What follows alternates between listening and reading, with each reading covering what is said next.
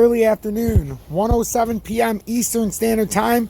I'm XRP Future Millionaire and I reside in the great state of Michigan. I want to thank everybody for tuning in, and I want to go over a commodities update, and then we're going to get into XRP, XLM, DGB, and possibly Bitcoin, but we're going to do this in a quick fashion, quick fire. Make sure to hit that like button, turn that bell notification to all, and if your screen is red, for the love of God, turn it gray. And by doing that on YouTube, all you have to do is hit that subscribe button and join the more than 12,200 subscribers. As in the past 3 weeks, we've gained over 1,000 subscribers. I don't know what happened. I don't know why so many people are starting to subscribe again, because I went through a 4-week period where we had about 375 subscribers. So it feels good. So I want to thank everybody who's tuning in, everybody who's following. And just remember, join me over on BitGet. Okay, so here's what I want you to do. If you want to join me over on BitGet, go to my video description below. And this is just a video that I've done in the past. This is from July 20th. So if you haven't seen the first in the new series of XRP use cases, episode 1, we look at a major partnership with Amazon plus countries, corporations, and also banks that were involved with the new with partnerships with XRPL, RippleNet, and so on. Great information. It has a lot of information about Ripple. So go check out that video. It's one view shy of 2,700. And then the link is right below that. The 5K sign-up bonus, sign-up deposit bonus. And remember, a lot of people are like, well, so all I have to do is sign up and they'll give me 5K. No. It's based on the size of your deposit. So whatever you transfer for another exchange, which is what I advise. And with the amount of money I put over, I only transferred $1,000, and I ended up getting $150 plus another. It was like $200 in bonuses for completing all the stuff and yada, yada, yada. You're not just going to get free money. No one's ever going to give you free money. And if they do, how the hell is the exchange going to make any money? So click my partnered link. You also go into the BitGet copy trading section, type in XRP Future Millionaire, and you'll find me there. We've hit 24 of our last 25. Haven't traded in 3 days, though, because of a situation with our 15-year-old diabetes. She has type 1 diabetes since she was 7. Her numbers are very high. Her insulin's becoming a little resistant, it seems, and her ketone levels keep going from high to low, high to low. Right now they're in control, but earlier today they were not. It's my stepdaughter. She's at her dad's right now, but she's coming over in a few hours. So, you know, it's one of those things. We've been dealing with hospitals and all this other crap.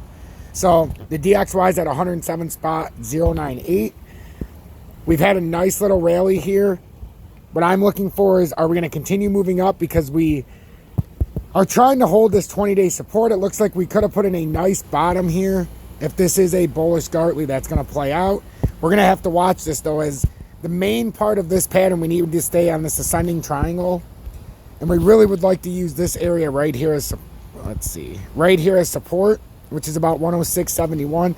If at any time we fall below 105, about 105, you're going to see a quick drop down to 102, and that could signify a top. But I don't think we've topped out yet. I know Peter Schiff is saying he thinks the U.S. dollar might have hit its top. I love Peter, but I tend to disagree with that, because if it has topped out, it's going to make inflation look way worse than it is. And then he said that on Friday. So, but he also said the only way to verify that is if we break 105.00. And we have not done that yet, and that's the true uptrending support. So you got to listen to Peter, though. He's the most informative person you'll listen to on monetary policy.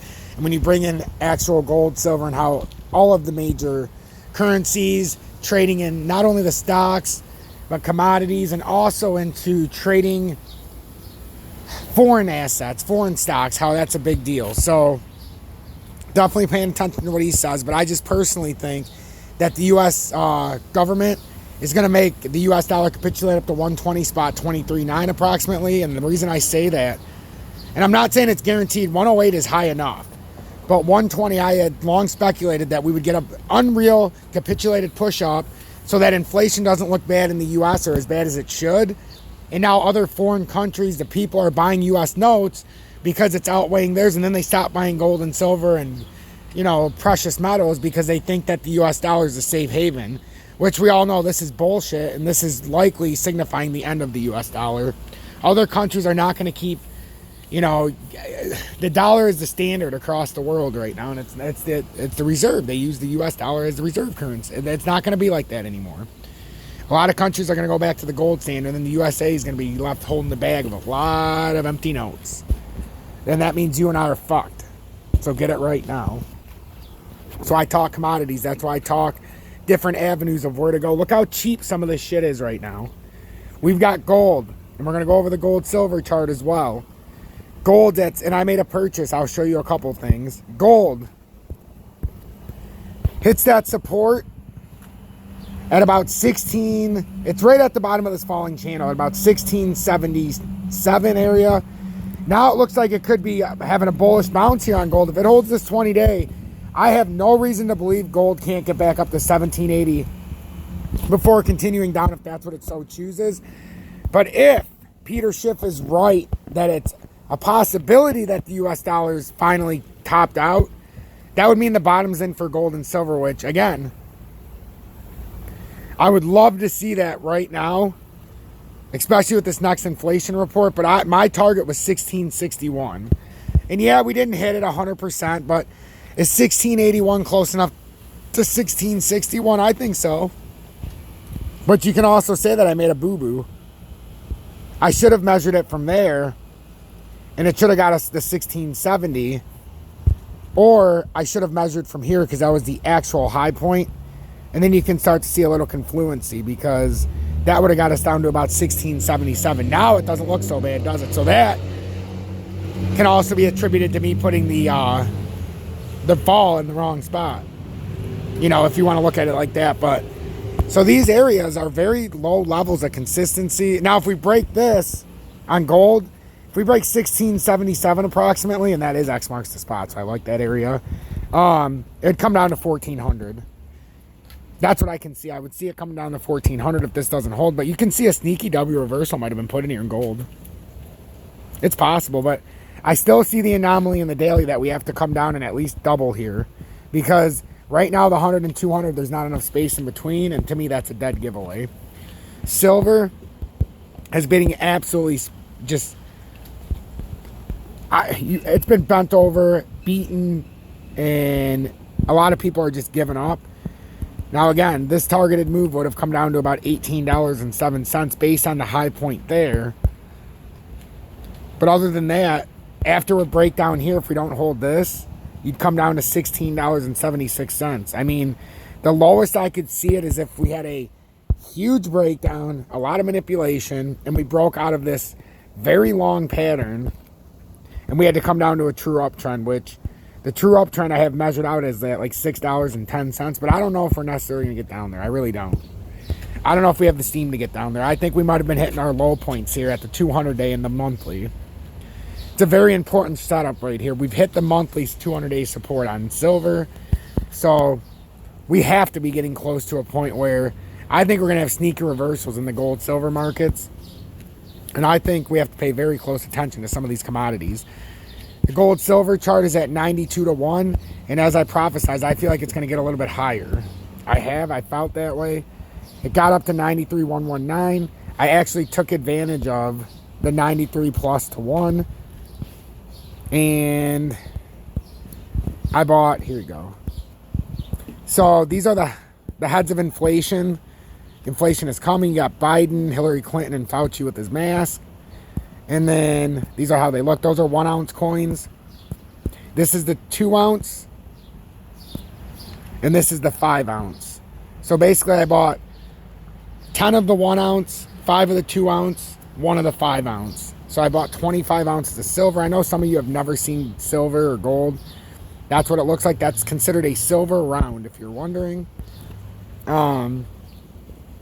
So yeah, now with the gold silver, I bought it because it was a 93-1 when I bought it. That the ratio is just, it's too absurd. Now, if it does push up to the next level, we could see it coming up to about 97.57-1. I'd find it very hard pressed to break this area. I won't say it's impossible, but if we break that, holy schmagolies. You know, this top area is almost at 100. It'd be unbelievable. And this to me is resonating with the capitulation of the US dollar to where you're going to get a historic opportunity to buy gold and silver and commodities. It's just your precious metals and commodities are being just absolutely lambasted, if you want to say. It's just, they're getting destroyed because the US dollar is capitulating up, and it's making gold, silver, commodity stocks and precious metals and just the things in the the crude oil section, it's just making it look like it's not as valuable, and people are selling off and they're selling back into notes, which makes absolutely no sense to me. So that's what I wanted to update you on the gold silver charts. We'll go over some commodities in the upcoming session. Actually, you know what? I'm not covering any crypto in this. I'm going to keep this to commodities. And then we can go over a couple of these that are really cheap. Kinross, being below B2 gold is a red flag. Kinross is not usually trading less than B2 gold. It's really not. Excellent dividends. But I long said, if these want to come back to true uptrends, it could be ugly. Nobody ever wants to acknowledge what's going on with a lot of these. But it's no different than anything else we trade. Let me, man, I really would like that $2.72 to hold. I really would. If that could hold for Kinross, that's a fantastic buy area. God, it's such a mess out here today.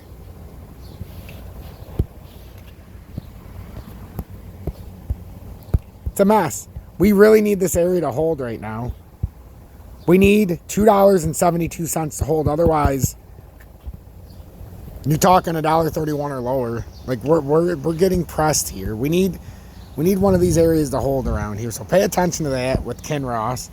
But it's a fantastic one to layer into. They have Kinross would have, it's usually about a 3 something dividend. It's probably closer to 4 now with the conditions. It could even be higher. And then B2 Gold is one that I will continue to press. Pays a dividend. And yes, we've talked about how it could possibly come way down to 62 cents. I think that's far-fetched, but, you know, you never know. You never know. If you're looking at the true uptrend with B2 Gold, this is what you're looking at. So we're almost there, and you'd be looking for about $2.96. I hope this commodities update helped. Make sure to hit that motherfucking like button.